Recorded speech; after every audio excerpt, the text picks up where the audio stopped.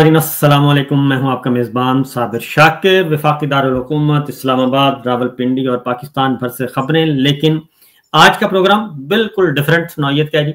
और हमारे साथ मौजूद हैं इमरान रियाज खान, हमारे भाई, और किसी तारुफ के मोहताज नहीं है।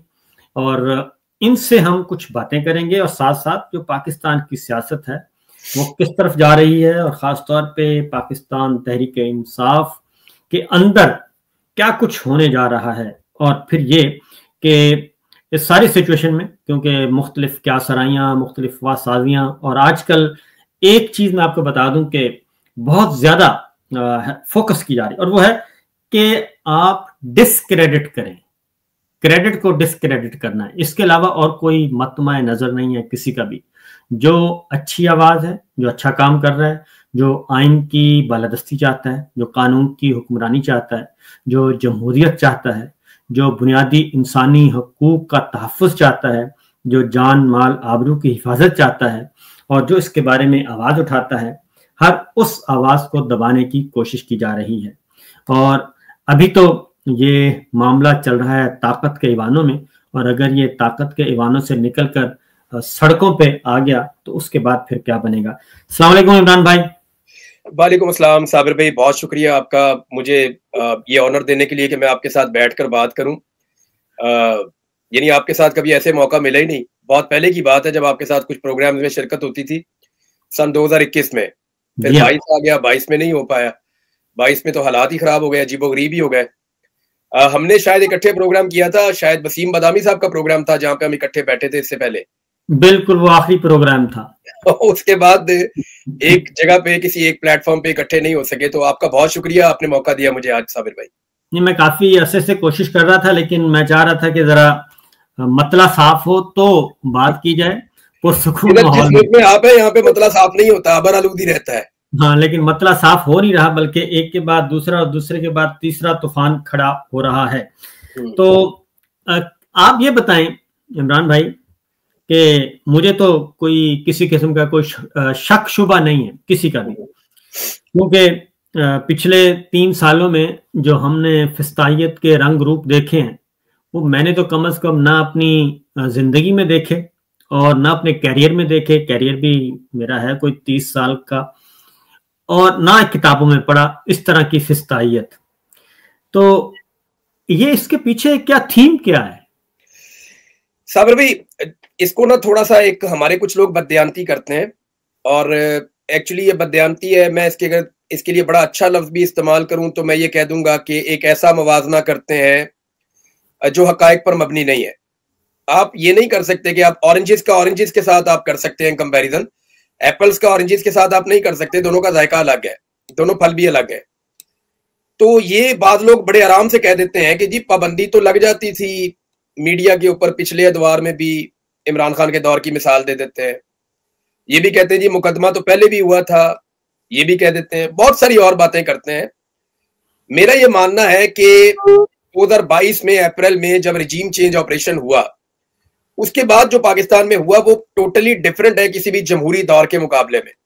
यानी उसका मवाजना अगर आपने करना है पिछले 2-2.5 साल का, तो आप डिक्टेटरशिप से करें, और उसमें से भी आप परवेज मुशर्रफ वाली डिक्टेटरशिप को निकाल कर करें।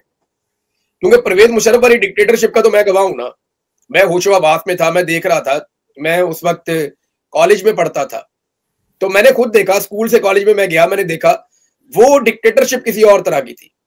ये इसकी इंटेंसिटी जो इस वक्त पाकिस्तान में हो रहा है, यानी जितनी चीजों को आज नॉर्मलाइज करने की कोशिश की जा रही है, यानी ये हुकूमत बनाने के लिए पाकिस्तान की मिलिट्री एस्टेब्लिशमेंट ने हर जुल्म और हर जबर किया है। उन्होंने हर वो गंदा काम किया है जो गंदा काम तारीख के अंदर लिखा जाएगा। अब हो ये रहा है कि उनके ईमा के ऊपर कुछ लोग उन सारी चीजों को नॉर्मलाइज करना चाह रहे हैं। वो कहते हैं मीडिया में तो पहले भी पाबंदी थी। आज हम बैठे हुए कुछ लोग नाम गिन रहे थे कि कितने मीडिया वालों को नौकरी छीनी गई। आज जुबैर अली खान की नौकरी छीनी गई है। जब मैं और आप बात कर रहे हैं तो पाकिस्तान में तो दिन तब्दील हो गया है, लेकिन जुबैर अली खान साहब की नौकरी छीनी गई है। इससे पहले जो है वो आपकी नौकरी छीनी गई है, मुईद पीरजादा साहब की नौकरी छीनी गई है, अहमद दुरानी साहब जो है वो कहीं काम नहीं कर पा रहे। फिर आप देखें बजाज सईद खान साहब के साथ भी यही सब कुछ हुआ है, मैं नौकरी नहीं कर पा रहा, शाहिद असलम है, शाकिर इवान साहब काम नहीं कर पा रहे, सिमीना पाशा साहबा काम नहीं कर पा रही, सिद्दीक जान काम नहीं कर पा रहे, समी इब्राहिम साहब नौकरी नहीं कर पा रहे, हमारे जमील फारूकी साहब काम नहीं कर पा रहे, नौकरी नहीं कर पा रहे। उनको तो सबसे पहले उठा के मारा गया था, कितना उनके पास जुल्म किया गया 2022 में। तो आरिफ हमीद भट्टी साहब हैं। हाँ, आरिफ हमीद भट्टी साहब, यार आरिफ हमीद भट्टी साहब का अब मुझे बताएं, बनता है उनका कितना जबरदस्त उनका एनालिसिस होता है, और वो हमेशा वो बात करते हैं जो, यानी हम अपने बारे में तो कह सकते हैं ना, बाद हम गुस्से में आ जाते हैं, कोई बात इधर उधर कर देते हैं। आरिफ हमीद भट्टी साहब तो बड़े स्ट्रेट फॉरवर्ड किस्म के, उनकी भी नौकरी छीन ली। अभी मैं लिस्ट देख रहा था तो बेशुमार लोगों की एक लंबी फहरिस्त है जिनकी, शाहिद असलम साहब है, वो अमेरिका में बेचारे, उनकी भी नौकरी छीन ली है। हमारे जो एहतशाम साहब है, एहतशाम अब्बासी साहब, वो बोल वाले हैं, उनकी भी नौकरी छीन ली है। फिर एक और हमारे एहतशाम साहब है, बैरिस्टर एहतशाम, वो भी अब पाकिस्तान से बाहर है। फिर उनके अलावा आप देखें जो अली मुमताज, वो भी कोई काम नहीं कर पा रहे, उनकी भी नौकरी नहीं है। तो पाकिस्तान में इस लेवल का जुल्म, काशिफ अब्बासी साहब का भी प्रोग्राम बंद हुआ है, तो इस लेवल के ऊपर तो मामला कभी गया ही नहीं था ना। अब इसको आप नॉर्मलाइज करके ये नहीं कह सकते कि जी पहले भी ऐसा ही होता था, पहले कभी सहाफियों को अगवा नहीं। खालिद जमील जेल में जा चुके हैं, अनम शेख जेल में जा चुकी हैं, असद तूर जेल में जा चुके हैं, मकबूल जान साहब के साथ क्या हुआ, जेल में जा चुके हैं। ये मकबूल जान साहब के साथ क्या हुआ, असद तूर को गिरफ्तार किया, क्या निकला उसमें से। फिर उसके बाद ये जो अभी मुतीउल्लाह जान को अगवा किया, साथ में उनके साकिब बशीर साहब को भी उठा लिया। जी हाँ, ये सारी चीजें वो है जो हमने माजी में कभी देखे। जनरल फैज के ऊपर कहते हैं कि वो मीडिया के ऊपर उसने टाइट किया था स्क्रू, लेकिन इतने बड़े वॉल्यूम के साथ, इतने बड़े पैमाने पर नहीं हुआ था। आप मुझे बताएं ना कि इमरान खान के दायरे हुकूमत में, चले आप जनरल फैज के खाते में डाल दें, इमरान खान के खाते में आप ना डालें तो जनरल फैज के खाते में भी डालें, तो क्या बंदे अगवा हुए थे? इस तरह सहाफी जो है वो 5-5 महीने गायब रहे थे क्या? छोड़ना पड़ा था सहाफियों को। पहले जनरल बाजवा साहब का और जनरल नदीम अंजुम साहब का ये एक कॉम्बिनेशन चल रहा था। उसके बाद फिर मौजूदा जनरल साहब और जनरल नदीम अंजुम आ गए। ये कब खत्म होगा? ये आखिर क्या प्रॉब्लम क्या है? क्योंकि स्क्रिप्ट तो लिखा था जनरल बाजवा साहब ने और जनरल नदीम अंजुम ने। मैं आपको एक खबर आज दे देता हूं, मैं 2 सहाफियों के नाम भूल गया था। आगा शेख सरवर को भी जो किया गया उनके साथ, वो भी आपके सामने है। तारिक मतीन साहब कहीं पे भी जॉब नहीं कर रहे, उनका नाम हम नहीं ले पाए। मैं अगर नाम लेता रहूंगा ना, ये पूरा प्रोग्राम सहाफियों के नामों में निकल जाएगा। इतने बंदों से इन्होंने रोजगार छीना इस दफा। फिर आप वो देखें जो ज़हीम नकवी साहब को, ज़हीम साहब को जो अगवा किया इन्होंने, हाँ जी, जो लाहौर से सिर्फ एक खबर उन्होंने दी थी। अच्छा, मैं आपको एक खबर दे देता हूं जी कि लाहौर से एक बंदा अगवा हुआ और उसको ले जाकर ISI के जो लाहौर वाला हेडक्वार्टर है, चिड़ियाघर के साथ वाला, उसकी बेसमेंट में बंद कर दिया। उसको चंद दिन वहां पे रखा और वहां पे वो बंदा बेचारा सुनता रहा कि लोगों पे टॉर्चर हो रहा है, लोग करा रहे हैं, लोग रो रहे हैं, लोगों के ऊपर जुल्म हो रहा है। और वो बंदा ज़हनी तौर पे बहुत डिस्टर्ब हो गया। जब उस बंदे को छोड़ा गया तो उसको ये कहकर छोड़ा गया कि आपका कोई कसूर नहीं है, हमें पता चल गया। अब आप अंदाजा करें कि इधर कैसी, और ये बंदा पकड़ा क्यों गया था, इसके पीछे की कहानी मैं आपको बता देता हूं। ये शहजादी साहिबा की ख्वाहिश के ऊपर एजेंसियों ने बंदा उठाया था। देखिए, माजी में जो पाकिस्तान की इंटेलिजेंस एजेंसी थी, ISI, मिलिट्री इंटेलिजेंस, ये लोग जब बंदा उठाते थे तो ये सोचकर उठाते थे कि ये बंदा इस वक्त पाकिस्तान के लिए, रियासत के लिए खतरा है, या इनके दिमाग में ये होता था कि इसको इसलिए उठाया जाए। हमें तो यही पता था ना साबिर भाई, हमें क्या पता था कि बेचारे बेगुनाह बलोच भी उठाए जाते हैं, बेगुनाह कबायली भी उठाए जाते हैं, हमें तो इस बारे में पता ही नहीं था। लेकिन ये जस्टिफिकेशन तो होती थी, जो बंदा उठाते हैं मुल्क की मफाद में उठाते हैं, कोई इस तरह करते हैं, या दहशतगर्दों को पकड़ते हैं, या ऐसे लोगों को एजेंसियां गिरफ्तार करती हैं या अगवा करती हैं। अब आप मुझे ये बताएं कि एक वजीर आला को एक खबर पसंद नहीं आई और वो सहाफी जो है वो अगवा हो जाए, मुझे आप ये बताएं। रियासत जो है, मैं ISI के लाहौर के हेडक्वार्टर में 2 ऐसे बंदों को मार पड़ी है पिछले 10 दिनों के अंदर।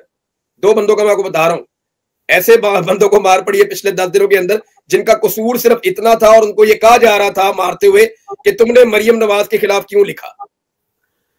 अब आप मुझे ये बताएं कि क्या ISI या मिलिट्री इंटेलिजेंस या पाकिस्तान की इंटेलिजेंस एजेंसीज वो इस बात का ख्याल रखेंगी कि एक खातून वजीर आला जो है उसके खिलाफ आपने स्टेटमेंट दे दिया तो वो उठा के आपके ऊपर टॉर्चर करेंगे? ये तो जाती, वो तारुल कादरी साहब की मुझे बात याद आ गई।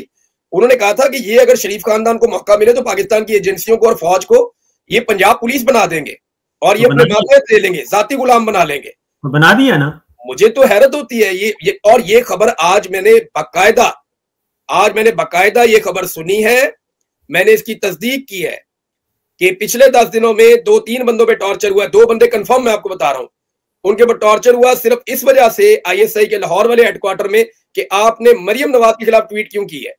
भाई पुलिस उठाए मुकदमा दर्ज करे, एफआईए उठाए मुकदमा दर्ज करे, आईएसआई का क्या काम है इसके अंदर? वहां तो प्रोफेसर अयूब साहब के बेटे नहीं बैठे? सर अब जो भी है ना वो काम ये हो रहा है, मैं आपको ये बता देता हूँ, काम ये हो रहा है, जो भी है XYZ कोई भी है जो गलत काम कर रहा है वो जो भी हो, आरफ हमीद भट्टी साहब के साथ भी यही हुआ था। उनको भी बुलाया गया और बुला के कहा गया कि आपने फॉर्म 47 की बीबी को कुछ नहीं कहना, बाकी जो मर्जी करें, लेकिन फॉर्म 47 की बीबी को आपने कुछ नहीं कहना, आप अपना रुख अनवर मोड़ लें। और ये जो ARY पे भी इस वक्त उफ्तार आन पड़ी है, इसके पीछे भी यही मामला है। और सिर्फ मुझे नहीं मालूम कि 3 और सहाफियों को धमकी मिली है अभी साबिर भाई, 3 और सहाफियों को धमकी मिली है। जो काशिफ अब्बासी साहब के साथ हुआ है उसके बाद 3 बड़े सहाफियों को इस्लामाबाद में, मैं नाम इसलिए नहीं ले रहा, उनके ऊपर दबाव डालेंगे और उन्हें कहेंगे इमरान रियाज ने आपके नाम लिया, आप डिसोन करेंगे, आपको धमकी नहीं मिली। वो बेचारे वहां पे, आपको पता है ना कि हर आदमी खड़ा तो नहीं हो सकता ना, हर आदमी तो खड़ा होकर सामने आकर नहीं कह सकता कि हाँ मैं था वो जिसको धमकी मिली थी। लेकिन मैं आपको ये बता रहा हूँ जिम्मेदारी के साथ, 3 टॉप के पाकिस्तान के जर्नलिस्ट हैं जिनको धमकी लगी है कि ये जो काशिफ अब्बासी के साथ हुए तुम लोगों के साथ भी हो सकता है, ये तुम लोगों के साथ भी हो सकता है, लिहाजा बंदे बन जाओ और हम इससे आगे भी चले जाएंगे। तो ये पीका ऑर्डिनेंस आने के बाद जो है ना पाकिस्तान के अंदर एक नया चैप्टर खोला गया है। अब बदयांती क्या होती है, जब आप मवाजना करते हैं ना कि आज ये हो रहा है तो ये तो कल भी होता रहा है, ऐसा कभी नहीं हुआ। भाईजान मुझे बताएं ना कि ऐसा कब हुआ। और मुझे मार मार के एजेंसियां कहती थी नवाज शरीफ की सपोर्ट करो, मैं क्यों करूं भाई, मैं तुम्हारे बाप का मुलाजिम हूं कि तुम्हारे कहने पे नवाज शरीफ की सपोर्ट करूं? मैंने तो उसकी मुखालफत भी तुम्हारे कहने के ऊपर नहीं की, अपने दिल से की थी। यानी मैं तो ये कहता था कि भाई ये करप्ट आदमी, बेईमान आदमी है, सबूत मेरे पास मौजूद थे, कोई चैनल उस वक्त चलाता नहीं था। जब इनका फड्डा हुआ नवाज शरीफ से तो ये कहते थे नवाज शरीफ बहुत बुरा है, आज ये कहते हैं नवाज शरीफ बहुत अच्छा है। तो बात यह है कि एक दीन ईमान होना चाहिए, एक दीन ईमान होना चाहिए बंदे का। ये हर वक्त कुर्सी के साथ साथ अपने फायदे और नुकसान के लिए ना, देखिए अपने फायदे के लिए तो हमारे लिए भी यही था ना साबिर भाई कि हम बैठे रहते आराम से पाकिस्तान में अपना काम करते रहते। हुकूमत अरबों रुपया खर्च कर रही है, इश्तिहार दे रही है, ये वो कर रही है, हम भी उसी का हिस्सा बन जाते। हम कहते जी नवाजो, हमें भी नवाजो, अपनी वहां पे लाइफ एंजॉय करते पाकिस्तान के अंदर दर बदर। मैंने आपको देखा जिन हालत में आप रह रहे हैं या बाकी जो जर्नलिस्ट बाहर रह रहे हैं, वो अपने मुल्क की जिंदगी अपने मुल्क की होती है। यहाँ जिस हालत में रह रहे हैं ये किसी को अंदाजा भी नहीं है, लेकिन मौकिफ अपना चेंज नहीं किया अल्हम्दुलिल्लाह। जिस बात के ऊपर डट गए थे उस बात के ऊपर खड़े हैं। मैंने ये एक हम बात कर रहे थे इमरान भाई, हम काम कर रहे थे पाकिस्तान के लिए, आईने पाकिस्तान के लिए, पाकिस्तान के लिए और पाकिस्तान की बेहतरी के लिए, तो हम वहीं पे खड़े हैं।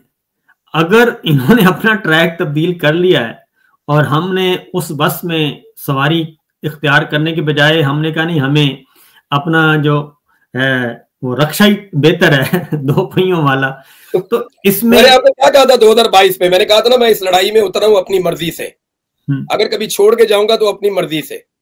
तुम लड़ाई छोड़कर चले गए तो मैं क्यों छोड़ूं भाई? बात यह है कि भाई आपसे नहीं लड़ा जा रहा तो आप ना लड़े, मेरी लड़ाई है मैं लड़ूंगा।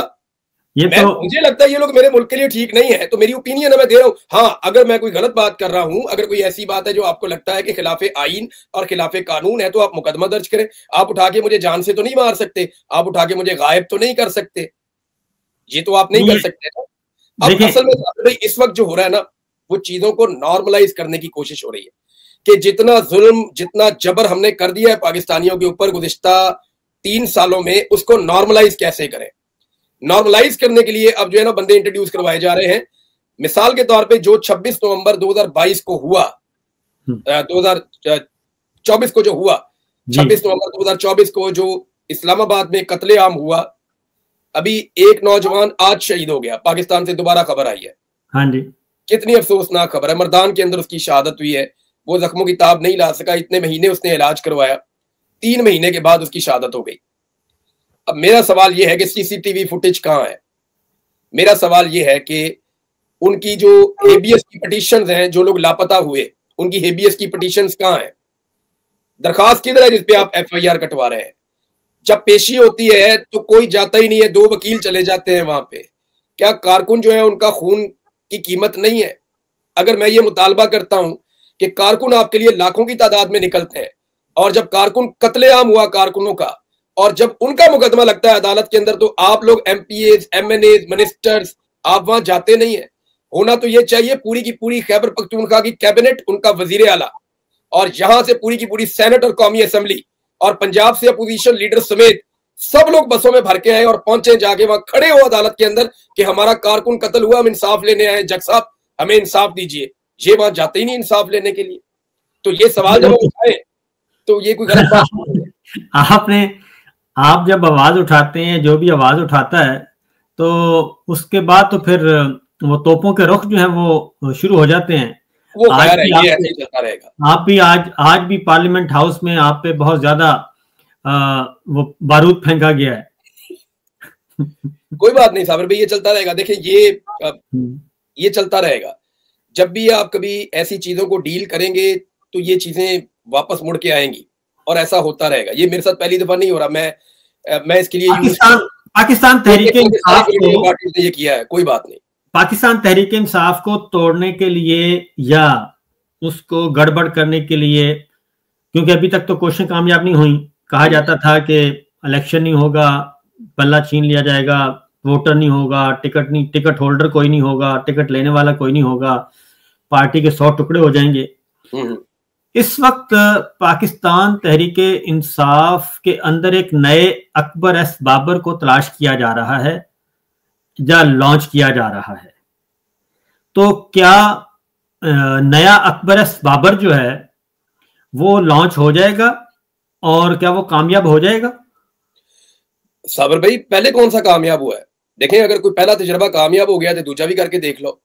नवाज शरीफ के खिलाफ भी इन्होंने बड़े बंदे लॉन्च किए। अगर नवाज शरीफ के अपने घर से बंदे लॉन्च ना हो जाते तो नवाज शरीफ का कुछ नहीं बिगड़ता था।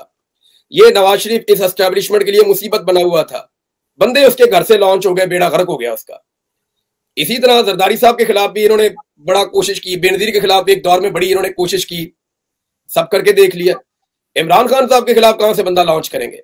झूठी खबरें चलाई थी इन्होंने कि बुशरा बीबी एजेंट बन गई हैं, या कभी ये कहा कि अलीमा खान वगैरह गद्दारी कर रहे हैं। नहीं, एजेंट नहीं होगा नहीं सर। देखिए, इमरान खान ऐसे थोड़ी होता है कि एक बंदा उठ के कह दे कि जी आज के बाद मैं इमरान खान हूं या मैं लीडर हूं।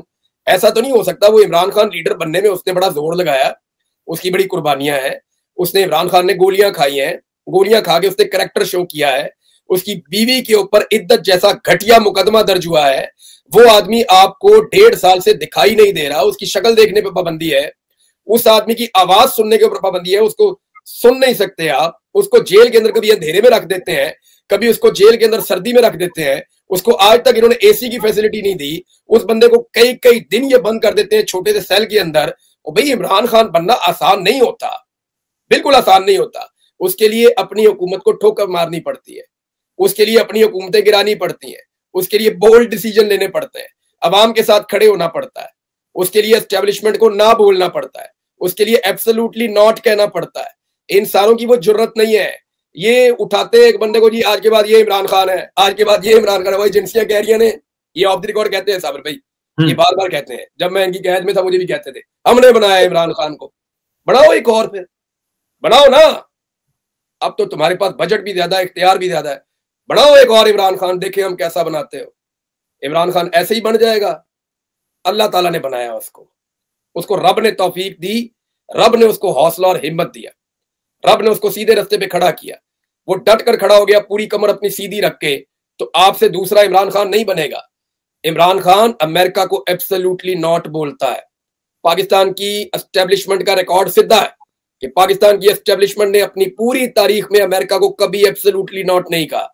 खाली नॉट नहीं कहा तो एब्सोल्युटली नॉट कहां से कहेंगे? ये इन्होंने तो हमेशा उनकी बात को माना है। तो ये इमरान खान को बनाएंगे। इमरान खान ने जो बनाया इनसे तो वो नहीं बनता। इमरान खान ने बनाया मुराद सईद को, बना के दिखाओ एक और। इमरान खान ने बनाया उसको कासम सूरी को, बनाकर दिखाओ एक और।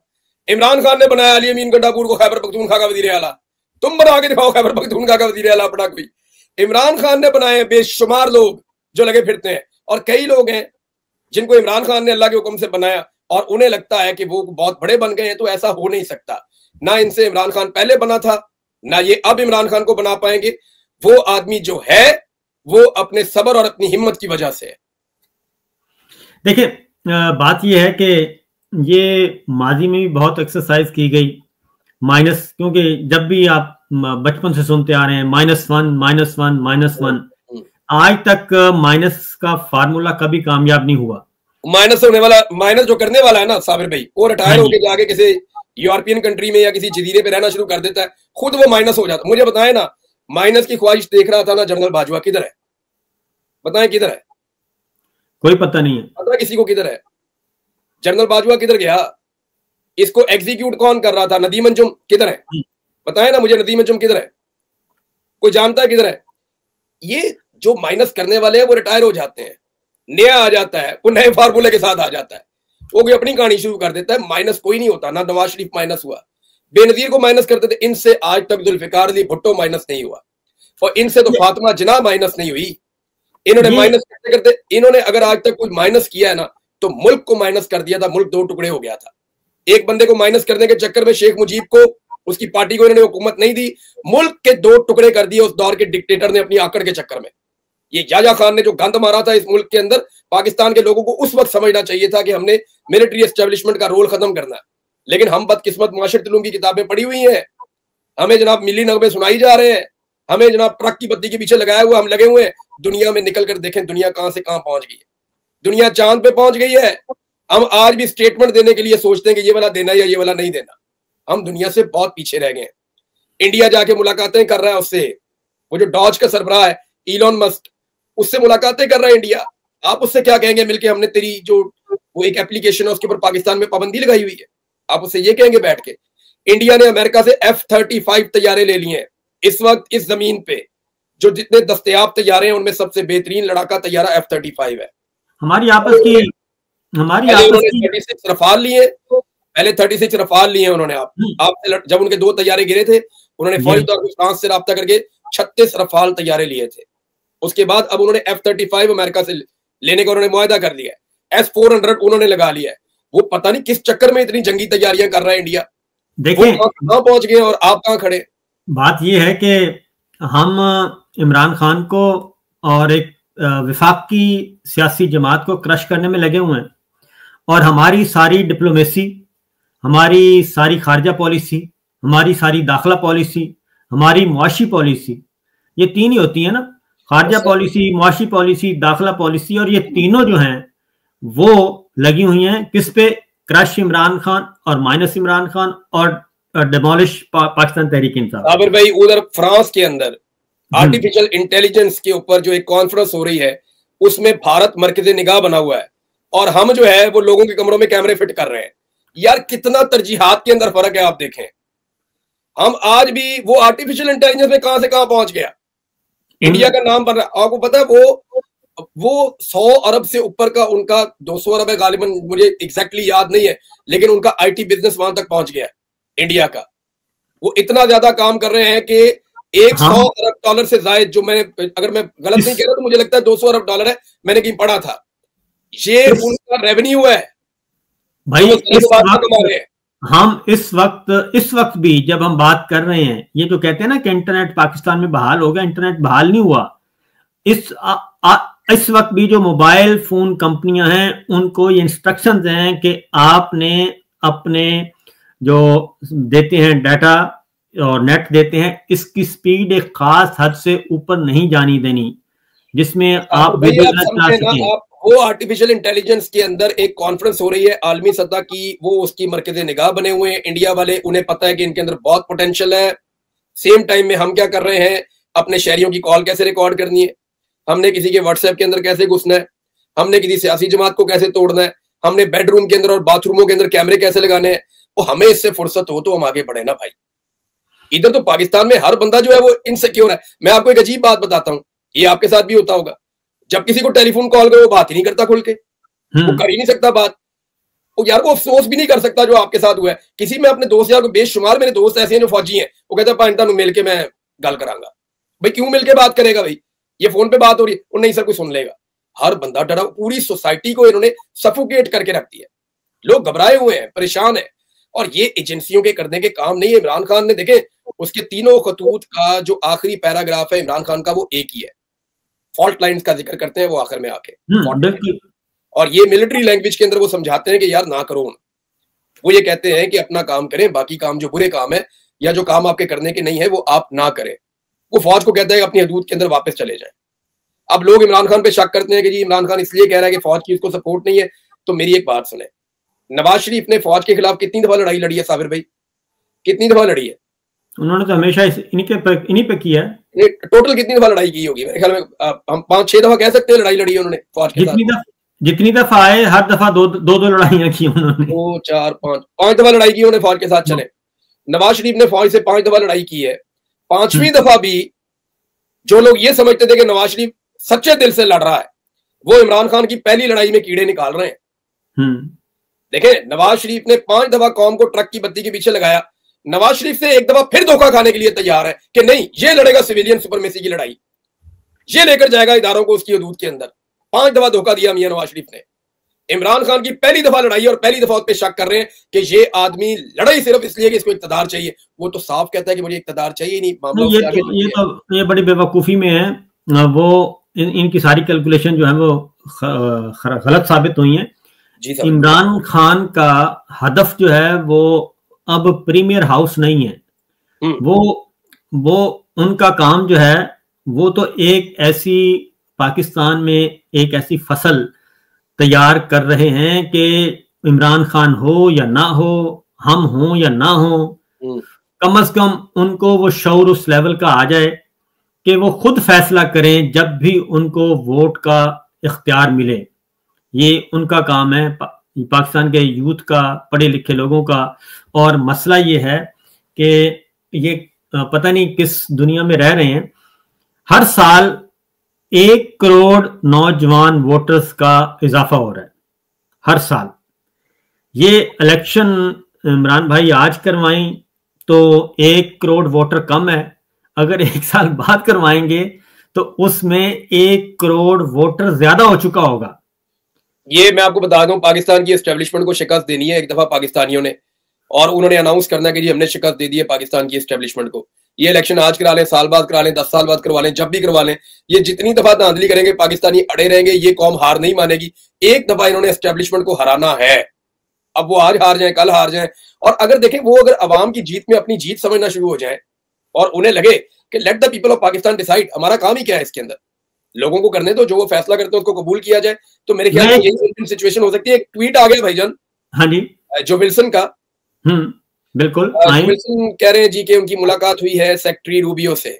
अच्छा, ये मार्को रूबियो से उनकी मुलाकात हुई है। फिर वो ये कह रहे हैं जी कि वो इम्पोर्टेंस को समझते हैं आजादी की और डेमोक्रेसी की अराउंड द वर्ल्ड, और साथ उन्होंने कहा जी कि मैं उनके साथ देख रहा हूं वर्किंग करने के ऊपर कि हम कैसे डेमोक्रेसी को रिस्टोर करें जॉर्जिया में, तुनीसिया में, पाकिस्तान में, और जो सीरिया के ऊपर लगी हुई है सैंक्शंस उनको ईज किया जाए ताकि सीरियन जो है वो वापस आए अपने इलाकों में और उसको रीबिल्ड करें।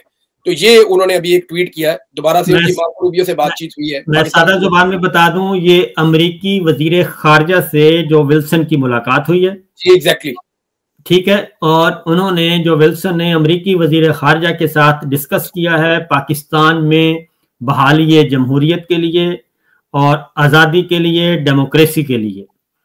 और इस पे उन्होंने कहा है कि अब ये ज़ल्म खलीलजाद जो है ना, वो भी बार बार इनको कह रहे थे कि आप जो विल्सन की बातों को सीरियस लें और पाकिस्तान की जो मिलिट्री रजीम है वो इस बात को समझे कि उनको ये काम करना पड़ेगा, इमरान खान को रिहा करना पड़ेगा।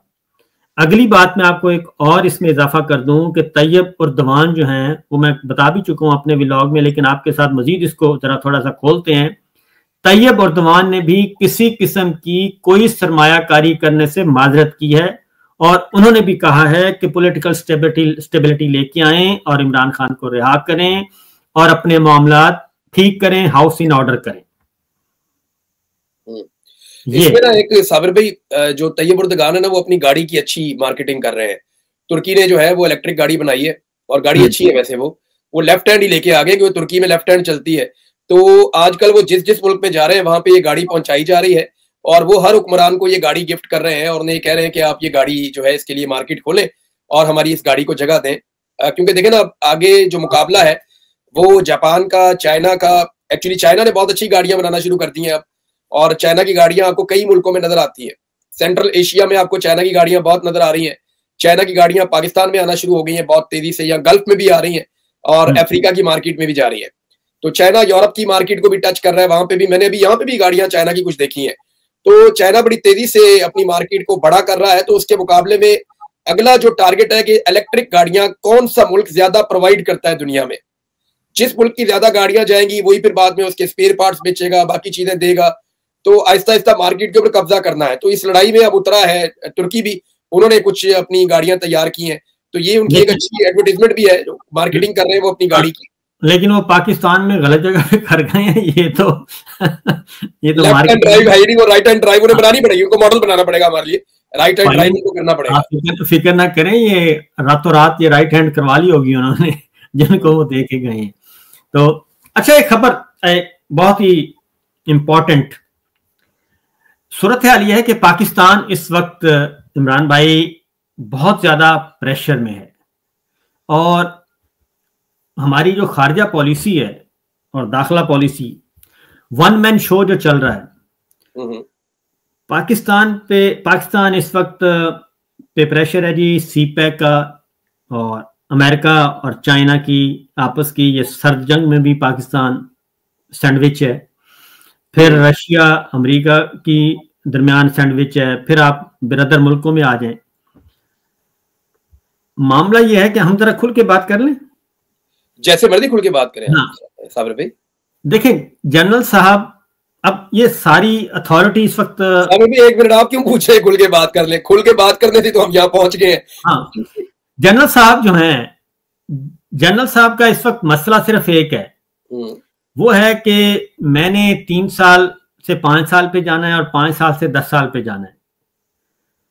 क्या इस वक्त जरूरत नहीं है? इस बात का खदशा नहीं है कि आपको पता है जो सुपर पावर्स हैं वो अगर उनको वन विंडो शॉपिंग करना है, वो बेहतरीन है उनके लिए वन विंडो शॉपिंग, और वन विंडो शॉपिंग करनी पड़ जाए तो इस बात के हमारे यहाँ इस वक्त जो मौजूद सिस्टम है, हमारे यहाँ क्या गार्ड्स हैं जी कि कोई बहुत बड़ा हमारी जो इस वक्त मिलिट्री लीडरशिप है वो बहुत बड़ा कोई ब्लंडर नहीं कर दे।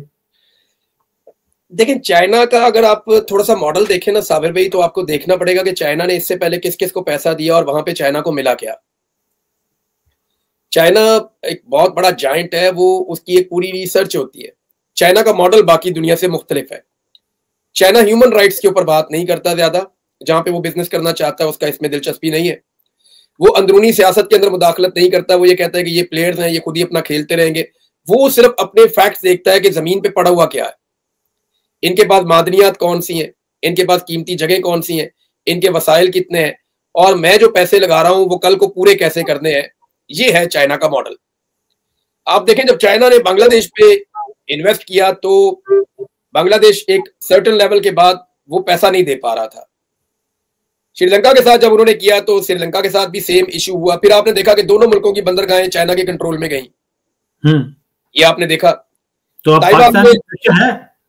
पाकिस्तान पे भी यही प्रेशर है कि ग्वादर को वो कहते हैं आप करें। अब जरा गौर करें ना इस पे। देखें दोनों मुल्कों की बंदरगाहें चली गई, दोनों मुल्कों में चाइना के पास फ्री जोन्स हैं, वो खुला फिरते हैं वहां पे, उनको कोई रोक नहीं सकता, कोई टोक नहीं सकता, उनके पास बड़ा इख्तियार आ गया वहां पे।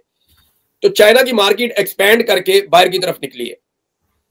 गल्फ के अंदर चाइना को वो फैसिलिटी नहीं मिली। ये बड़े समझदार हैं, हम उन्हें समझते हैं ना अरबों को कि उन्होंने चोगा पहना हुआ तो उन्हें पता ही कुछ नहीं है। वो इतने समझदार हैं, उन्होंने बेहतरीन दुनिया के जो है ना वो बंदे हायर किए हुए हैं जो इकोनॉमी को और बिजनेस को समझते हैं। तो उन्होंने एक ऐसे सक्सेसफुल मॉडल बनाए कि सारी दुनिया के लिए उन्होंने सब कुछ खोला, लेकिन उन्होंने अपनी कोई भी चीज गिरवी नहीं रखी और उन्होंने तरक्की की। उनके पास तेल का पैसा था, वो उसके जरिए से बन गए। अब चाइना जो है वो सेंट्रल एशिया में बहुत पैसा लगा रहा है। मैं क्योंकि ये जो अभी मैं पाकिस्तान से निकला तो मैं सेंट्रल एशिया के 2-3 मुल्कों में गया, मैंने वहां पे चाइना का इन्फ्लुएंस देखा और उनके लोग देखे।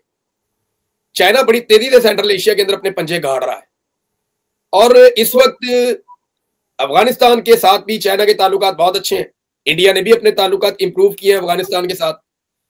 मैं इस पे एक बात कहना चाहूंगा कि पाकिस्तान के अंदर कुछ जो फारग दिमाग है ना वो ये सोच रहे हैं कि हम अफगानिस्तान के साथ एक एडवेंचर कर लें चंद दिनों का, और उस चंद दिनों के एडवेंचर में हमें कोई बड़ा फायदा हो जाएगा, तो मैं आपको ये बता देता हूं कि आप लड़ाई शुरू तो कर देंगे, फिर खत्म कैसे करेंगे?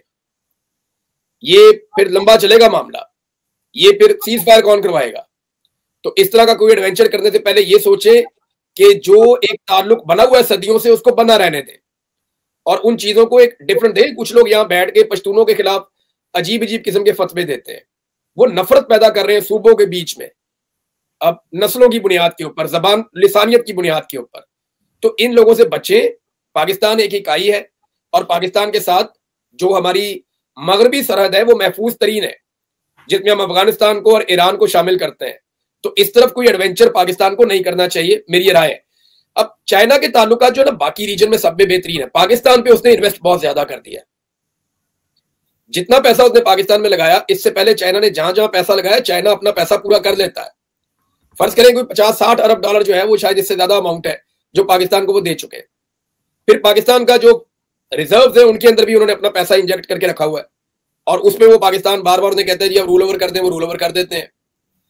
चाइना के पास हमेशा ये ऑप्शन मौजूद रहेगी कि वो आपको कहेगा जी कि अब आप पैसा वापस नहीं कर पा रहे तो आप किसी सोल्यूशन की तरफ आए। तो आप उन्हें क्या देंगे? साबिर भाई, हमारे पास है क्या उन्हें देने के लिए? हमारे पास तो सिवाय गिरवी रखने की और चीजें नहीं है। देखे, मैं गिरवी रखने के लिए तो कुछ भी नहीं है ना। आपको ये सी पैक फिर चाइना का है ना, आपने बनाया ही उनके पैसों से है, आप लीज पे दे देंगे। अब आपको ये पता है कि ये खबर अभी आई हुई थी पिछले दिनों, और एक जर्नलिस्ट है जिन्होंने ये खबर दी थी और बड़े वसूख के साथ उन्होंने ये कहा था कि ये मेरे ख्याल में खबर दी थी इम्तियाज साहब ने, इम्तियाज गुल साहब ने, उन्होंने शायद ये खबर दी थी।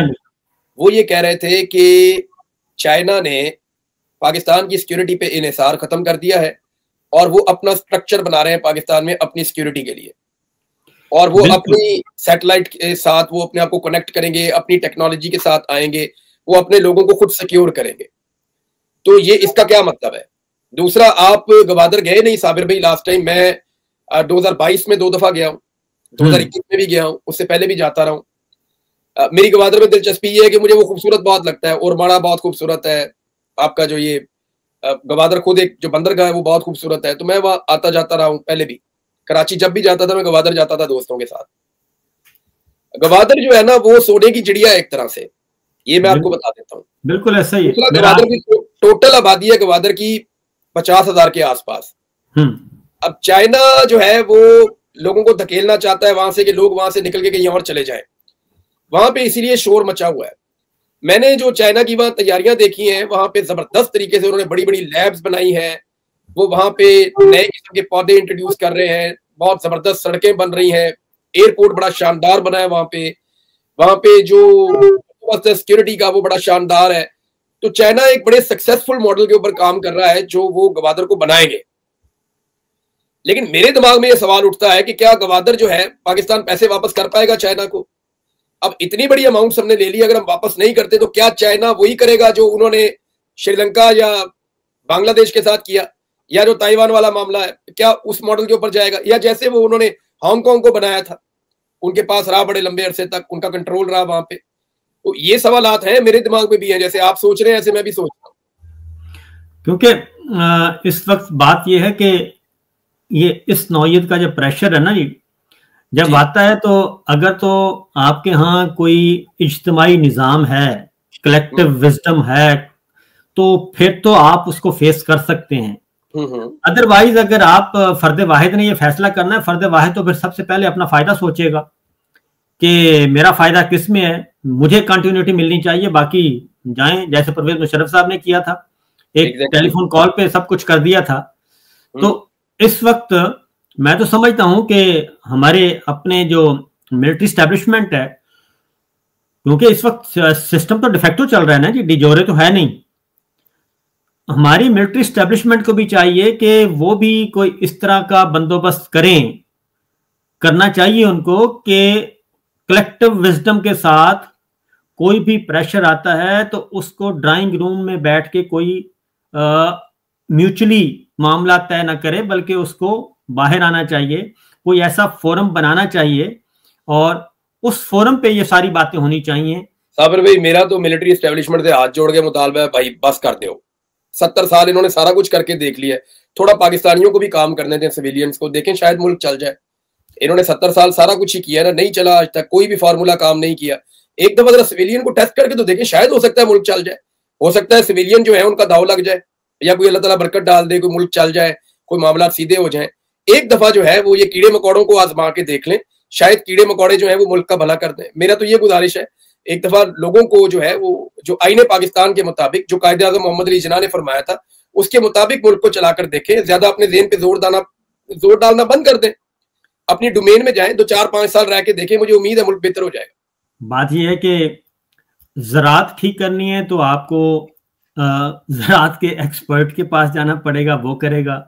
आपने तालीम का शोबा ठीक करना है तो किसी तालीमदान के पास जाना पड़ेगा। इस वक्त मामला यह है कि इस वक्त अकाउंटेंट जो हैं वो हमारे वजीर खारजा हैं।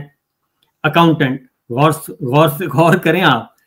और जो दूसरा अकाउंटेंट है वो वजीर दिफा है, वो भी बैंक जॉब करता था। टीवी चैनल का मालिक जो है वो जो है वो वजीर दाखिला पाकिस्तान का, और वो वजीर दाखिला भी है, वो वजीर दाखिला भी है, वजीर आजम भी है, वो वजीर आजम भी, वो वजीर आजम भी है, वो वजीर दाखिला भी है, वो पीसीबी का चेयरमैन भी है, वो खुसूसी एलची भी है, और वो सीनियर वजीर आजम जी, वो खुसूसी एलची के तौर पे दुनिया भर की सैर करता है। और जो आप बात कर रहे थे ना कि मोदी विजिट कर चुके हैं अमेरिका के और F-35 वो ले रहे हैं, भाई वो गए हैं अपने मुल्क के लिए, नेशनल कॉज के लिए, और उनका विजिट वो था। और उनके पास ऐसा कोई नहीं था, मोदी इसलिए नहीं गया अमेरिका में कि जी वो तंग कर रहा है राहुल गांधी, तो राहुल गांधी को जरा टाइट करें। इनकी टोटल काबिलियत पता क्या, बड़े मजे की बात बताता हूँ, सर भी भूल जाएगी। ये टोटल काबिलियत ये है कि ये वहां जाके एक बंदे को मिल सका है जिसका ताल्लुक डोनाल्ड ट्रंप की पार्टी से है। और काबिलियत का आप अंदाजा लगाएं कि उस बंदे ने हिसाब लगाया कि यार जिसके ये खिलाफ है ना, वो बंदा ठीक ही होना है। उसने यहां से अंदाजा लगाया कि भाई जिदे ए बंदा खिलाफ है ना, वो इमरान खान को मिला नहीं है, लेकिन उसने इसको मिलकर अंदाजा लगाया कि यार अगर ये इमरान खान के खिलाफ है ना, तो जरूर इमरान खान को ठीक बंदा होगा। आप अंदाजा कर लें कि ये तो काबिलियत है। आप एक और बात दुआ करता हूं कि काश ये डोनाल्ड ट्रंप को मिला था, उसको भी समझ आ जाती कि करना क्या है। मैं आपको एक बात बताता हूं, ये खुसूसी एलची साहब गए और इन्होंने 2 बातें बताई। 2 बातें उन्होंने कहा जी कि ये इमरान खान है ना, जिसको हमने बंद किया हुआ है, ये प्रो चाइना है और ये अमेरिकन पॉलिसी को टो नहीं करते चाइना के मामले में, रशिया का भी कहा था, और ये प्रो रशिया है। और अब उसने क्या किया, जो विल्सन ने और रिचर्ड ग्रेनल ने, उसने कहा हमें पता है कि इमरान खान जो है वो हमारी चाइना और उसकी पॉलिसी से मुताबिकत नहीं रखते, लेकिन उसमें एक खूबी है कि वो जो कहता है वो वही करता है और वो मुनाफिक नहीं है। दूसरा ये कि हम इस बुनियाद पे ये नहीं चाहेंगे कि उसको पॉलिटिकल विक्टिमाइजेशन का निशाना बनाया जाए और पाकिस्तान में ह्यूमन राइट्स की वायलेशन की जाए। वो तो उन्होंने बराबर उसी वक्त ही जवाब दे दिया। ये बताएं, अब वापस आते हैं पाकिस्तान की दाखिली सियासत पे। ये एक एफर्ट कर रहे हैं। एक तो पहले तो जरा मरियम साहबा पे आते हैं। ये क्या ये ज़ेब देता है जी कि मरियम साहबा की गुलामी में सारी मीडिया को और सारे इदारों को देने के लिए एक 2 सितारों वाले साहब की ड्यूटी लगा दी जाए, और 2 सितारों वाले साहब जो हैं वो इसको अपनी ड्यूटी समझ के, हालांकि उनको इस काम के लिए तो भर्ती नहीं किया गया और उनके लिए तो सारे बराबर होने चाहिए, उनको तो सिर्फ नेशनल सिक्योरिटी देखनी चाहिए, लेकिन वो मरियम साहबा के पीआर बने हुए हैं। अनफॉर्चुनेट है साबिर भाई। देखें होता क्या है, जब मफादात इकट्ठे होते हैं ना, फिर आपसे वो काम भी करवाते हैं जो आपको प्रैक्टिकली नहीं करने चाहिए। देखिए कोई छोटी फोर्स तो नहीं है ना, पाकिस्तान की इज्जत है। पाकिस्तानियों ने कोई, हम अमीर मुल्क तो नहीं, हम बहुत गरीब मुल्क हैं। इतना गरीब होने के बावजूद हमने एटम बम भी बनाया। कौम की पसली है ना जिसके बल पे आपने बनाया। हमने भूखे रोके अपने पेट पे अपने पत्थर बांध के हमने एटम बम बनाया। हमने इतनी बड़ी फौजी ताकत हासिल की, कौम ने भूखे रहकर हासिल किए। हमारे बच्चे स्कूलों में नहीं जा सकते, हमें पीने का साफ पानी आज नहीं मिलता, हमारी गलियों में कचरे के ढेर है, हमने बेशुमार मुसीबतें बर्दाश्त करने के बावजूद अपने दिफा पे कभी समझौता नहीं किया। हमने कहा कि हम पैसा खर्च करेंगे, अपने पेट पे पत्थर बांधेंगे, लेकिन अपनी सिक्योरिटी पे कभी कंप्रोमाइज नहीं करेंगे। क्या इसलिए था कि वो एक खानदान की गुलामी में दे दी जाए सारी ताकत? कौम इसको अपनी ताकत समझती है। कौम ये समझती है कि ये हमारा है। कौम इसको ओन करती है, इस पूरे इदारे को, कि यार हमारा इदारा है। पूरी दुनिया में ऐसे ही होता है। अमेरिकन अपनी फौज को देखकर खुश होते हैं, इंडियंस अपनी फौज को देखकर खुश होते हैं। हम क्यों अपनी फौज को देखकर सहम जाएं? हमारे लोग क्यों डरना शुरू हो जाए सिर्फ एक खानदान की चाकरी के चक्कर में, कि चंद लोगों के ताल्लुकात अच्छे बन गए हैं तो पूरा इदारा जो है वो बदनाम हो जाए? मेरे ख्याल में ये कोई सक्सेसफुल या अच्छा मॉडल नहीं है। जितनी जल्दी हो सके इसको रिव्यू करना चाहिए। मैं नहीं कहता कि किसी को भी सपोर्ट करे कोई इदारा, इदारे अपनी डोमेन में वापस जाए।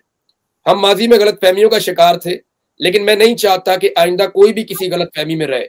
अब तो हमेशा मुखालफत होगी कि किसी इदारे को किसी सियासत के अंदर नहीं आना चाहिए, और हमेशा अवाम के हक के रायदही का एहतराम करना चाहिए। लोग जिसको वोट डालें उसको इख्तियार दीजिए, फिर लोगों को फैसला करने दीजिए कि उसने ठीक काम किया या गलत काम किया। पाकिस्तान तहरीक इंसाफ, अब मेरी भी यही ख्वाहिश भी है, कोशिश भी है कि अल्लाह ताला अहलियान रावलपिंडी को इतनी तौफीक दे दे कि वो थोड़ा बहुत हम पे भी भरोसा कर लें। क्योंकि जब आप देखें, जब आप क्रिकेट टीम की सिलेक्शन करते हैं ना, जब आप 16 खिलाड़ी हवाले कर देते हैं कैप्टन के और टीम के, तो फिर अगर बाहर पीसीबी का चेयरमैन बैठ के या हॉकी फेडरेशन का चेयरमैन बैठ के बाहर आके आवाजें लगाए कि नहीं भाई ये आपने इस बॉल को इस तरह खेलना है, इसको इस तरह नहीं खेलना, आपने बैटिंग इस तरह करनी है, आपने बॉलिंग इस तरह करनी है, नहीं आप ये बॉलर चेंज कर दें, तो वो टीम क्या खेलेगी? तो बेहतर तो यही है कि, बल्कि आइडियल यही है, हमारा आईन भी यही कहता है, कानून भी यही कहता है, डेमोक्रेसी भी है, डेमोक्रेटिक नॉर्म यही है कि ये एक दफा तजर्बा कर लेना चाहिए हमारी मिलिट्री लीडरशिप को कि उन पे एतमाद करें। लेकिन मुझे करीब नजर नहीं आ रहा फिल वक्त। तो एक लंबा प्लान है, वो बाद में डिस्कस करेंगे। उसके लिए भी तो मेरा ख्याल अलहदा नशिस्त चाहिए, कोई इतना लंबा प्रोग्राम लेके बैठे हैं। ये पाकिस्तान तहरीक इंसाफ पे दोबारा से तमाम हरबे नाकाम हो चुके। पाकिस्तान तहरीक इंसाफ को एक दफा फिर टारगेट किया जा रहा है। और ये बताएं कि पाकिस्तान तहरीक इंसाफ की अपनी तंजीम है, उनके अपने बानी चेयरमैन है, इमरान खान साहब हैं, उनकी अपनी वो है कमेटी है, पॉलिटिकल कमेटी है, कोर कमेटी है। अगर वो किसी बंदे को शोकाज नोटिस देती है, निकाल देती है, दाखिल कर देती है, तो इसमें अगर मुस्लिम लीग नवाज जो है वो आ जाए कि नहीं भाई भाई वक्त बड़ा जालिम है और वक्त हर चीज का फैसला कर देता है। हाँ, और इस वक्त जो है ना वो वक्त इमरान खान के साथ चल रहा है। वक्त इस वक्त इमरान खान के साथ चल रहा है। अल्लाह रब्बुल इज्जत ने उसके ऊपर करम रखा हुआ है। जो उससे पंगा लेता है उसका क्या हाल होता है वो हम देख रहे हैं। यानी ये किसी की भी कोई गलतफहमी हो वो दूर हो जाती है। यानी इस वक्त बहुत ताकतवर लोग भी पंगा लेकर इमरान खान साहब से परेशान है। तो क्या पिद्दी और क्या पिद्दी का शोरबा। अब इमरान खान साहब जो है वो नहीं, मुझे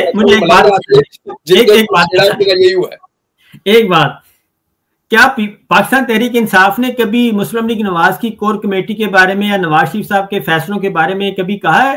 किसी असद कैसर साहब ने कभी प्रेस कॉन्फ्रेंस की है कि जनाब देखें ये मिफ्ता इस्माइल साहब को आप वापस लें, इनके साथ आपने ज्यादती की है, और ये शाहिद खान अब्बासी साहब को वापस लें, आपने ज्यादती की है? नहीं, उसमें तो देखें वो तो पार्टी खुश होती है, जो मुखालिफ पार्टी होती है वो देखती है बंदे निकल रहे हैं वो खुश होती है, यार ये भी बंदा निकल गया अच्छा हो गया, ये भी बंदा निकल गया अच्छा हो गया, पार्टी खुश होती है। ये इतना इनके दिल में इतना दर्द जाग रहा है पाकिस्तान तहरीक इंसाफ का, मुझे समझ नहीं आ रही कि इतना दर्द क्यों जाग रहा है पाकिस्तान तहरीक इंसाफ का इनके दिल में। मैंने ना अभी एक दिन पहले एक वीलॉग भी किया था, उसमें मैंने कहा था कि ऐसे लोगों से बचना चाहिए। इस वक्त जो है वो ये लोग ज्यादा खतरनाक साबित होते हैं, इनकी सपोर्ट लेकर ताड़ी और मंजी ठुक जाएगी, और वो हो रहा है। आज मैं देख रहा था कि वो हमारे अयाज सादिक साहब है स्पीकर, वो अपोजिशन लीडर को माइक नहीं दे रहे थे, वो बैरिस्टर गौहर को माइक नहीं दे रहे थे, उन्होंने वॉकआउट किया कि हमें बोलने नहीं दिया जा रहा। उन्होंने शेर अब्दुल मार्वत को माइक दिया। देखिए मैं आपको बताता हूँ मरवत साहब का मसला क्या है। आप मरवत साहब की बात कर रहे हैं, मैं आपको देखें मैं बता दूं मसला क्या है। मसला ये है कि शेर अब्दुल मरवत की मैंने तारीफ की उस वक्त जिस वक्त ये बड़ा जबरदस्त काम कर रहे थे। शेर अब्दुल मरवत को आप दो हिस्सों में डिवाइड कर लेना, एक इलेक्शन से पहले वाला और एक इलेक्शन के बाद वाला।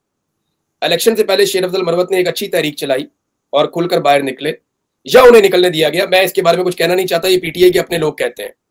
यानी मुझे गंडापुर साहब ने भी कहा और बहुत सारे लोगों ने कहा यार हमें निकलने नहीं दे रहे थे, इनको निकलने दे रहे थे। मुराद सईद को आज भी निकलने नहीं दे रहे, जबकि बहुत सारे लोग निकल रहे हैं। तो ये तो प्रॉब्लम है ना। कोई लोगों के ऊपर क्रॉस लग जाता है, मियां असलम इकबाल साहब हो गए, या क्रॉस लग जाता है कई लोगों के ऊपर। यानी आप ये समझे इमरान खान साहब पे भी लगा हुआ है, उनको भी नहीं निकलने दे रहे। मोना सिलाई को देख लें, चौधरी परवेज लाई साहब को देख लें। तो ये देखे ना, वो उनका अपना, कुछ लोगों को वो निकलने देते हैं, कुछ को नहीं निकलने देते। तो ये उनका मुतालबा कुछ हद तक जायज है, कुछ उनका जो है शिकवा जायज नहीं भी है।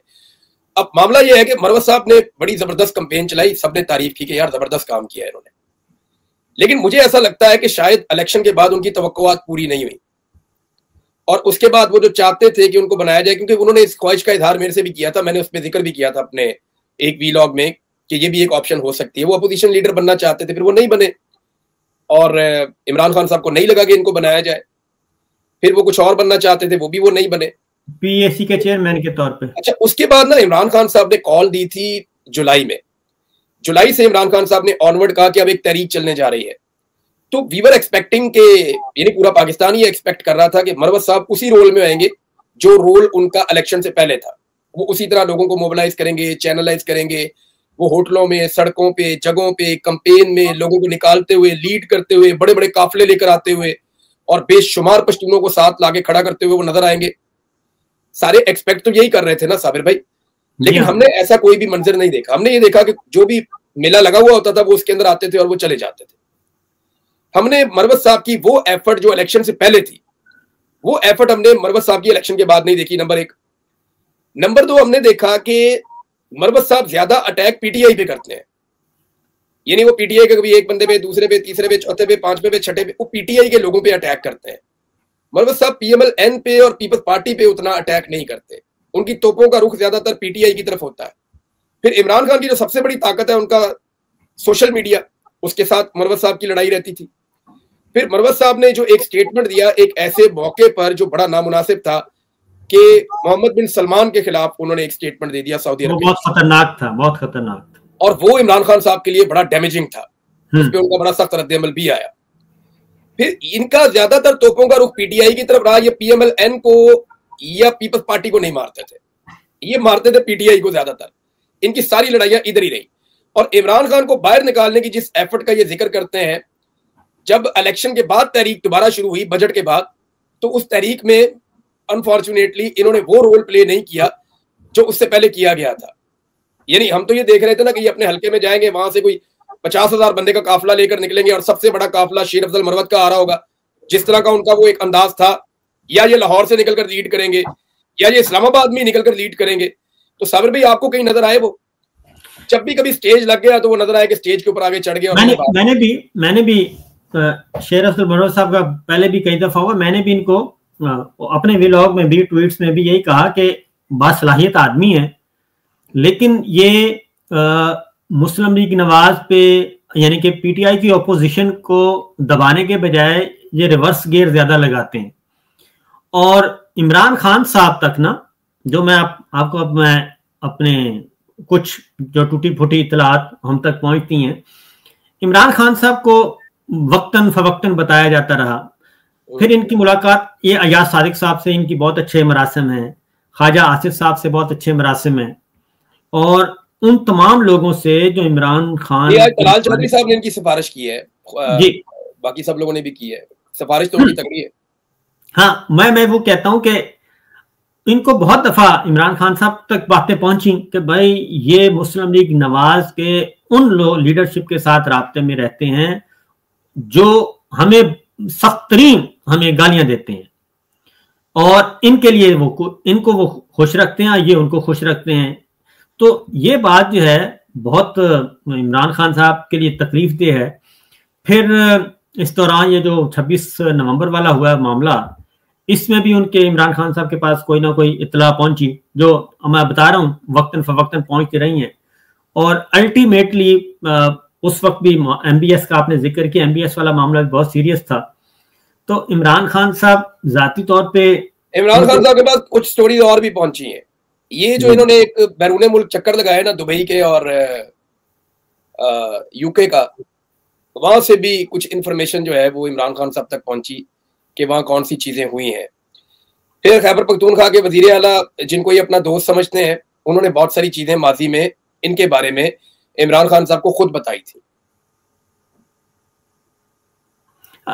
वो मैं कह रहा हूं कि अगर ये, यानी कि हम भी इस वक्त पार्टी ऐसी है तो इनको ऐसा करना नहीं चाहिए था, क्योंकि गलतफहमी है या तो दूर करें जाके, एक दफा, दो दफा, तीन दफा। तो बहरहाल मेरा अपना ख्याल है कि मेरे ख्याल में पार्टी का इंटरनल मामला है और इसके ऊपर जो है ना वो हम अपना तजिया तो कर सकते हैं, लेकिन इमरान खान को डिसाइड करना होगा कि पार्टी में किसने रहना है किसने नहीं रहना। मेरी इंफॉर्मेशन के मुताबिक और भी उदल पदल पार्टी के अंदर होनी है और इमरान खान साहब का ये सवाबदीद है, क्योंकि अवाम उनके लिए वोट डालती है, तो वो किसको किस पोजीशन पे रखना चाहते हैं ये फैसला तो इमरान खान साहब ने करना है। अब गद्दारियों के सर्टिफिकेट तो हम नहीं बांट सकते लोगों को कि ये बंदा फलां कंप्रोमाइज्ड है या ये गद्दार है, वो लोग बांटते हैं। मैं उनके भी खिलाफ हूं कि आप गद्दारियों के सर्टिफिकेट नहीं बांध सकते। हम किसी के अंदर झांक के तो नहीं देखते या हम गवाह तो नहीं है कि कौन कहां से, लेकिन लोग अपनी बातों से खुद ही अपने आप को एक्सपोज करते हैं बदकिस्मती से। हाँ, वही बात है कि सिचुएशन कुछ मेरे ख्याल में ये चीज जो है ना वो आहिस्ता आहिस्ता खत्म हो जाएगी। देखिए ये it was all because of Imran Khan. वो इमरान खान है तो ये इनकी सारों की पॉलिटिक्स है, और अगर इमरान खान के साथ ये खड़े हैं, उसके साथ लॉयल है, तो इनकी पॉलिटिक्स चलती है। अगर ये इमरान खान के साथ लॉयल नहीं होगा कोई और उसके साथ नहीं चलेगा और इमरान खान उसके बारे में कोई फैसला करेगा तो फैसला तो फिर इमरान खान का है, और अगर वो उस फैसले पे खड़ा रहता है तो फिर कोई पॉलिटिक्स नहीं है। हाँ, लेकिन ये है कि इमरान खान साहब को मनाया जाए, उनको जाके कहा जाए कि जनाब मेहरबानी करें और वो अपनी राय बदल लें, तो फिर एक सिंपल सी बात है कि बात सिंपल है कि अगर आपने मुस्लिम लीग नवाज के अंदर पॉलिटिक्स करनी है तो मरियम साहबा को खुश रखें, और अगर आपने पीपल्स पार्टी के अंदर पॉलिटिक्स करनी है तो जरदारी साहब और बिलावल साहब को खुश रखें, और अगर आपने पाकिस्तान तहरीक इंसाफ के अंदर खुश रहनी है तो फिर आप उसके डिसिप्लिन में रहें। ये तो एक जनरल सी बात है। मौलाना फजलुर रहमान साहब की जमात है, जमात इस्लामी है, तो ये तो मुमकिन नहीं है। तो हम तो पहले भी शेर अफजल मुनव्वर साहब को कहते रहे हैं, हमारे दोस्त हैं बहुत अच्छे, और कि वो अपनी सलाहियतों को सही जगह पे इस्तेमाल करें तो बहुत तरक्की करेंगे। क्योंकि मुझे हैरत ये सलमान अकरम राजा साहब वाले इशू पे हो रही थी। सलमान अकरम राजा साहब ना, मैं आपको एक बात बताता हूँ कि जब कभी मुस्तकबिल में, मैं इनके बारे में आज प्रेडिक्शन आपको कर देता हूँ, जितना मैं इन्हें जानता हूँ, मेरा कोई उनके साथ कोई बड़ी दोस्ती नहीं है, लेकिन मैं ये जानता हूँ कि सलमान अकरम राजा साहब मुस्तकबिल में अगर कभी भी कोई गलत चीज पाकिस्तान तहरीक इंसाफ की तरफ से हो रही होगी ना, तो वो अपनी पार्टी के भी खिलाफ खड़े होंगे। ऐसा ही है, मैं उन्हें जानता हूँ। तो वो इस लेवल के उसूल पसंद आदमी के साथ बिला वजह सींग फंसा लेना नामुनासिब है, ऐसा करना नहीं चाहिए था। ये कोई एक के साथ तो नहीं ना, बहुत सारे को सींग फंसाए हैं। तो देखते हैं, बहरहाल तो लास्ट करते हैं क्लोजिंग। और देखिए चॉइस भी इमरान खान की है ना, किसी और की तो नहीं है। अब इमरान खान की चॉइस है, वो लीडर है, उसकी पार्टी है, उसकी चॉइस के ऊपर अगर कोई ये कहे कि मैं इसको मानता ही नहीं इस चॉइस को, वो फिर तो वो डिसिप्लिन की खिलाफवर्जी होगी ना। अब वो देखें, उनकी पार्टी है, उन्होंने फैसला ले लिया है, और मेरे ख्याल में इमरान खान के पास ये भी हक है कि वो फैसला वापस ले लें, देखें क्या होता है। मुस्लिम लीग नवाज की कोर कमेटी ये फैसला वापस ले सकती है। वो अपना फैसला कर ले, बड़ी बात है। वो तो आजकल अपने फैसले नहीं कर सकते, उनके फैसले भी उनको लिख के दिए जाते हैं कि जनाब ये फैसला हो गया, इसके ऊपर आप अमल दरामद कर लें। वो तो बेचारे अपने घर के फैसले नहीं कर पा रहे। मुझे तो लगता है मियां साहब आजकल पूछ के दोपहर का खाना पकवाते होंगे, सर दोपहर की खाना में। आखिरी बात, ये जो कुछ कर रहे हैं, आपकी असेसमेंट क्या है? जुडिशरी को काबू करने की कोशिश, सब कुछ अपनी फील्डिंग सेट कर रहे हैं। तो ये मैं ना आज शाम को वॉक कर रहा था, लंबी वॉक मैंने की, कोई 1.5-2 घंटे की। उसमें मैं ये सोच रहा था कि कैलकुलेशन कर रहा था कि मीडिया काबू आ गया, पार्लियामेंट काबू आ गई, पुलिस पहले ही कंट्रोल में है, ब्यूरोक्रेसी तो बात इधर उधर की करती नहीं है, सारा निजाम ही कंप्रोमाइज्ड है, अदलिया रह गई थी, तकरीबन अदलिया भी 70 to 80% जो है वो फतह हो गई है, बाकी जो रह गई है वो भी हो जाएगी। फिर क्या होगा? मैं ये सोच रहा था। होता यह है कि इसी तरह हसीना वाजिद ने हर चीज को फतह कर लिया था बांग्लादेश में। तो वहां पे रात बहुत गहरी हो गई थी। और साबिर भाई, जब अंधेरा बहुत घुप हो जाए ना, तो फिर आप याद रखें कि सुबह आने वाली होती है। मेरे दिमाग में एक ही बात हुई कि इतनी अंधेरी रात के बाद सुबह के अलावा और कोई ऑप्शन बचता ही नहीं है, और ये कुदरत का कानून है कि इस अंधेरी रात के बाद सुबह आनी आनी है। मेरे ख्याल में 2-4 स्टेप और ये उठा लेंगे, ऐसे स्टेप्स जिनसे और अंधेरा होगा और खूब अंधेरा हो जाएगा, आपके हाथ को हाथ दिखाई नहीं देगा, और फिर रोशनी की किरण फूटेगी और फिर रोशनी फैलेगी। क्योंकि मैं कभी मायूस नहीं होता, तो मैं अंधेरे में भी टकरे मारूंगा, देखता रहूंगा, आप भी देखेंगे, हम सारे देखेंगे, सुबह हो जाएगी। लेकिन उसके लिए हम सबको अपना थोड़ा थोड़ा रोल प्ले करना पड़ेगा। बिल्कुल करना पड़ेगा। एक चीज और देख रहा हूं कि पाकिस्तान तहरीक इंसाफ का वो सोशल मीडिया, जिसे बहुत पैसा लगा के तोड़ने की कोशिश की गई, कमजोर करने की कोशिश की गई, वो नहीं टूटा किसी से। आज वो सारा सोशल मीडिया इमरान खान के साथ तो खड़ा है, लेकिन वो आपसी लड़ाइयों का शिकार है। एक किसी का ग्रुप बन गया, किसी का बन गया, किसी का बन गया, किसी का बन गया। मुझे ऐसा लगता है कि इस वक्त अगर रियासत के सामने कोई दो चीजें चट्टान बन के खड़ी हैं, तो एक ओवरसीज पाकिस्तानी है और दूसरा पाकिस्तान का सोशल मीडिया। तो इन्हें अपने इत्तेफाक को और इत्तेहाद को बरकरार रखना चाहिए। मैं ये देख रहा हूं कि ओवरसीज पाकिस्तानियों में भी डिवीजन पैदा करने की कोशिश की गई, अभी भी की जा रही है। सोशल मीडिया को भी डिवाइड करने की कोशिश की गई। तो अगर आप बड़े कॉज के लिए खड़े हैं, तो फिलहाल ये छोटी मोटी लड़ाइयां अपनी छोड़ दें और आप पाकिस्तान के लिए जो आपका अपना एक कॉज है उसके ऊपर खड़े हों। अगर आपको लगता है आप हक पे खड़े हैं, तो फिर आपको ये लड़ाई मंतकी अंजाम तक पहुंचानी चाहिए। थैंक यू साबिर भाई। आखिरी क्लोजिंग, परवेज मुशर्रफ साहब भी यही समझते रहे कि उन्होंने अदलिया को काबू कर लिया, मीडिया को बंद कर दिया, अपोजिशन जमातों को फारिग कर दिया, सबको वो यही समझ रहे थे, लेकिन वो हकीकत में बंद गली की तरफ जा रहे थे। और इस वक्त भी आप देख लें कि मीडिया को भी फुल डोज मिल चुकी है, जुडिशरी सारी की सारी पीसीओ जुडिशरी आ चुकी है, और अपोजिशन जमातें और वो सारी की सारी जो जीती हुई जमातें हैं वो बाहर हैं, जो हारी हुई जमात है। इस वक्त वही सिचुएशन है जो काफ लीग और परवेज मुशर्रफ साहब का कॉम्बिनेशन था। इस वक्त वो जनरल साहब का और इस वक्त इस मौजूदा नून लीग और पीपल्स पार्टी ये जो इत्तेहाद है इसका है। ना उनके कोई अवाम में रूट्स रहे थे, ना इनके अवाम में रूट्स हैं। ये एक आर्टिफिशियल अंडरस्टैंडिंग और आर्टिफिशियल कॉस्मेटिक्स मैयर्स के साथ चल रहे हैं। तो मेरा अपना ख्याल है कि को बहुत ज्यादा दूर नहीं है। अगर सिवाय 1-2 एलिमेंट की कमी है वो भी पूरी हो गई तो मामलात क्लोजिंग सेरेमनी इनकी भी हो जाएगी। फिर वक्त इसके साथ मैं नहीं चाहता किसी की भी साबिर भाई क्लोजिंग सेरेमनी हो। मैं ये कहता हूँ पाकिस्तान रूल ऑफ लॉ के साथ चले, पाकिस्तान इंसानी हकूक के मुताबिक चले, पाकिस्तान में बारी बारी आए चले, जिसकी भी आए अवाम फैसला करे कि किसकी हुकूमत आनी है। चाहे 10 दफा किसी को लाएं, चाहे 1 दफा लाएं, let the people of Pakistan decide. Pakistan को खुलने दें, जरा थोड़ा सा कॉन्फिडेंस आने दें नौजवानों के अंदर, उन्हें बॉक्स से बाहर निकलकर सोचने का मौका दें, थोड़ा सा माहौल खोले पाकिस्तान का। सफोकेशन के साथ मुल्क आगे तो नहीं चलेगा ना साबिर भाई, खोलना चाहिए पाकिस्तान को। Thank you very much Sabir भाई, बहुत शुक्रिया आपका। आपने जो है वो मेरे लिए टाइम निकाला और मुझे मौका दिया बात करने का। जज़ाकल्लाह साबिर भाई। तो शिकार पे कब जा रहे हैं साबिर भाई? अभी तो नहीं, शिकार यहाँ कहाँ शिकार है, इधर तो शिकार तो पाकिस्तान में मजा आता है खेलने का, इधर कहाँ शिकार है। यहाँ जरा पीसफुल शिकार होगा। चलें देखते हैं। ओके, थैंक यू साबिर भाई। अल्लाह ओके, अल्लाह हाफिज़। अल्लाह।